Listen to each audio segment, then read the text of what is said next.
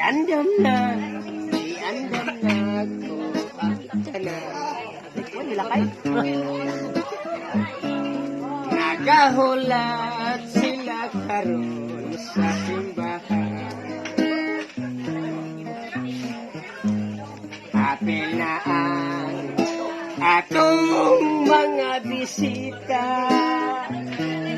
Kay sugdan na ang atong kasalo kumbira.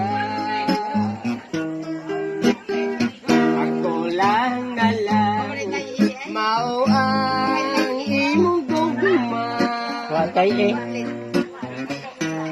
Hantod karon luwabay in taon ko nimo sugta pagkain natay kanako.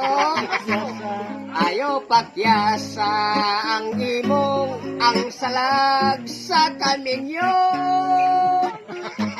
Ay, dawata na aking gugmato so kainta.